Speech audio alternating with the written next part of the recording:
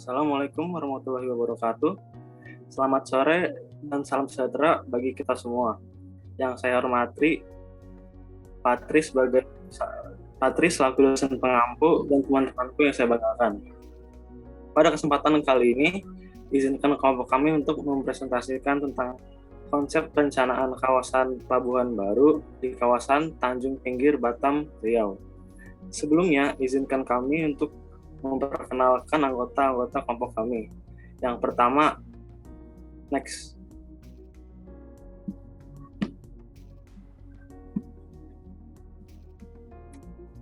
Ada Jeremy Vincent Errol, dan yang kedua ada Najla Saifana, dan yang ketiga ada saya sendiri, Tasarakni Arifian, dan yang terakhir ada Farasabila Angelit Purnomo. Oke, langsung saja kita mulai presentasinya. Next.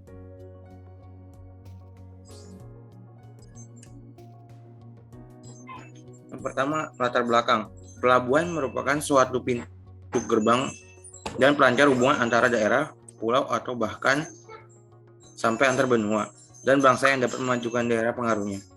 Dengan fungsi tersebut, pembangunan pelabuhan harus dapat dipertanggungjawabkan, baik secara sosial, ekonomi, maupun teknis. Sehubung dengan jenis pelayaran niaga, maka fungsi pelabuhan sebagai prasarana angkutan laut juga disesuaikan.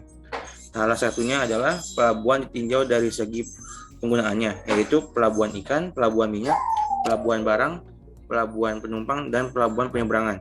Next.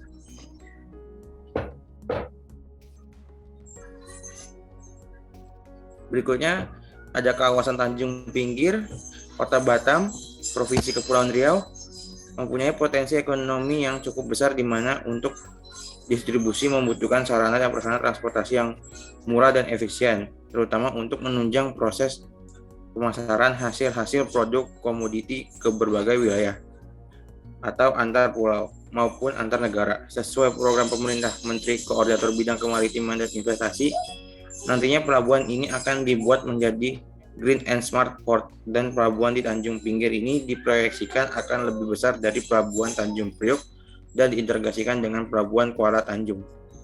Berikutnya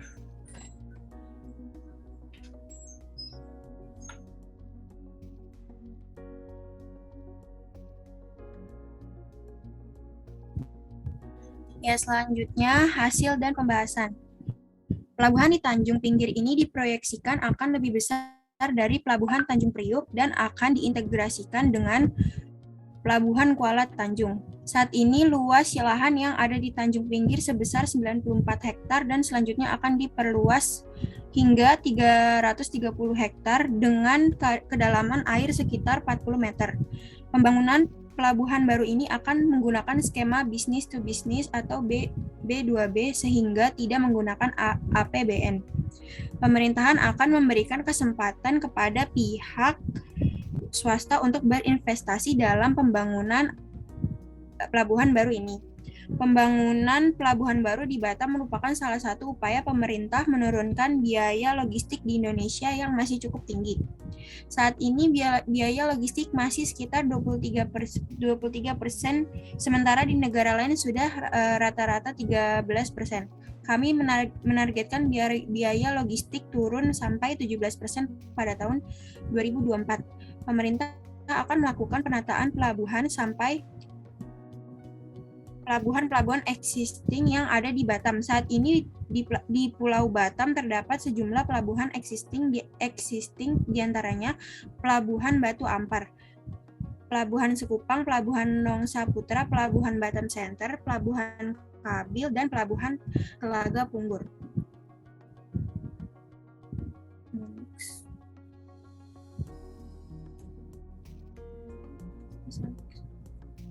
Hasil dan pembahasan. Untuk mendukung kegiatan tersebut, suatu pelabuhan harus dilengkapi fasilitas berikut ini. A. Dermaga di mana kapal akan bertambat dan melakukan kegiatan bongkar muat barang. Panjang dermaga harus cukup untuk menampung seluruh panjang kapal atau setidaknya 80% dari panjang kapal. Hal ini disebabkan karena umum dibongkar muat melalui bagian muka, belakang, dan tengah kapal. B. Mempunyai halaman dermaga yang cukup lebar untuk keperluan bongkar muat barang. Barang yang akan dimuat disiapkan di atas dermaga dan kemudian diangkat dengan kran masuk kapal. Demikian pula pembongkaran dilakukan dengan kran yang diletakkan di atas dermaga yang kemudian diangkut ke gudang. C. Mempunyai gudang transito dan lapangan penumpukan terbuka serta gudang penyimpanan. D. Tersedia jalan raya atau jalan kereta api untuk pengangkutan barang dari pelabuhan ke tempat tujuan dan sebaliknya. E. Peralatan bongkar muat untuk membongkar muat dari kapal ke dermaga dan sebaliknya, serta untuk mengangkut barang ke gudang dan lapangan penumpukan. Selanjutnya akan disampaikan oleh Farasabila. Baik, selanjutnya untuk merealisir suatu pembangunan pelabuhan, maka minimal ada 7 data pokok yang dibutuhkan, yaitu yang pertama ada asal dan tujuan muatan, origin and destination, dan jenis muatan. Yang kedua ada klimatologi yang meliputi angin, pasang surut, dan sifat air laut. Yang ketiga ada topografi, geologi, dan struktur tanah. Yang keempat ada rencana pembiayaan, ukuran-ukuran keberhasilan secara ekonomis dilihat dari segi investasi. Yang kelima ada pendaya gunaan modal ditinjau dari segi operasional, terutama penanganan muatan. Yang keenam ada kaitan pelabuhan dengan jenis kapal yang menyinggahinya dan sarana atau prasarana angkutan lain yang mendukung kegiatan pelabuhan dengan daerah pendukungnya secara keseluruhan atau komprehensif. Yang ketujuh ada kaitan pelabuhan dengan pelabuhan lain dalam rangka lalu lintas dan sistem jaringan guna mendukung perdagangan. Selanjutnya,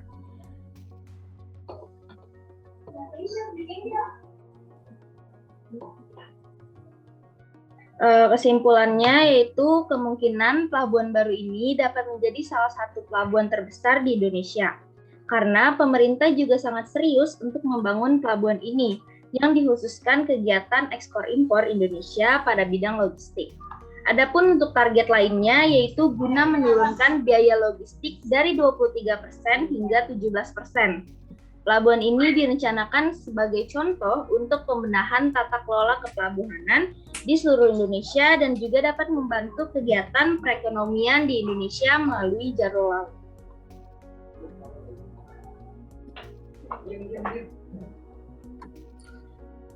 Oke, sekian dari presentasi kelompok kami. Apakah ada pertanyaan?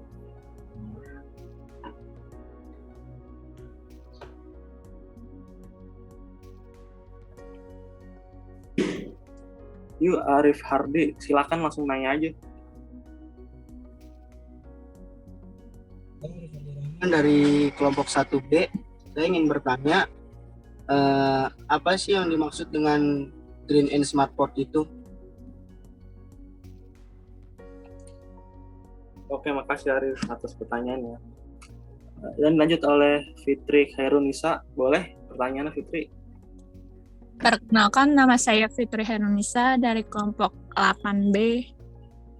Saya izin bertanya, mengapa merencanakan pembangunan pelabuhan di kawasan Tanjung Pinggir? Terima kasih. Iya, sama-sama Fitri. Boleh dilanjut oleh Monika Wulandari pertanyaannya? Perkenalkan, nama saya Monika Wulandari dari kelompok 2B. Saya ingin bertanya, apa yang menjadi alasan tertentu dibangunnya pelabuhan Tanjung Pinggir? Terima kasih. Iya, sama-sama Monika. Dan selanjutnya ada dari Nicholas Duinovan. Boleh, Nicholas, pertanyaannya? Ya, perkenalkan, nama saya Nicholas. Saya dari kelompok 4B. Saya ingin bertanya, apa yang dimaksud dengan business to business atau B2B? Business to business. Oke, terima kasih Nicole atas pertanyaannya. Baik, akan kami jawab satu persatu. Ditunggu ya.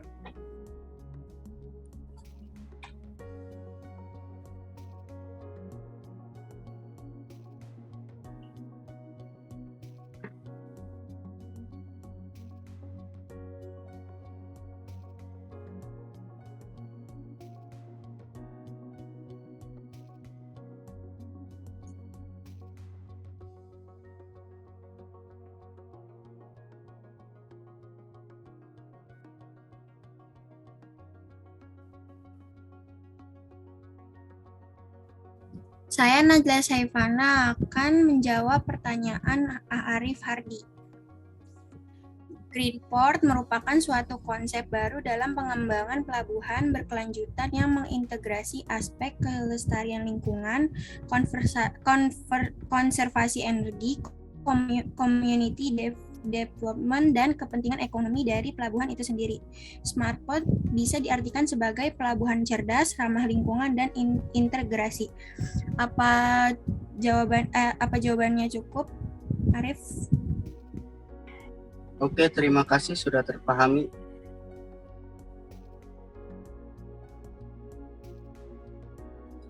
Berikutnya saya akan menjawab pertanyaan dari Nicholas Dwinovan yang bertanya apa itu business to business atau B2B.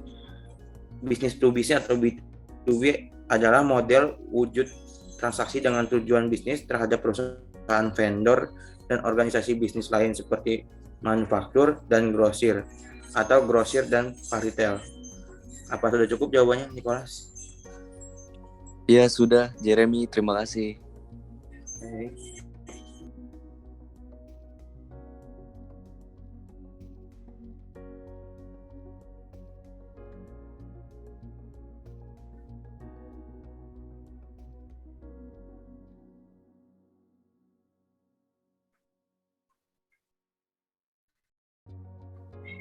Oke, saya akan menjawab pertanyaan dari Monica. Yang bertanya tadi adalah apa yang menjadi alasan tertentu dibangunnya Pelabuhan Tanjung Pinggir. Adapun alasannya adalah guna menurunkan atau menekan biaya impor logistik dari semulanya 23% sampai 17%. Terima kasih. Apakah sudah jelas jawabannya, Monica?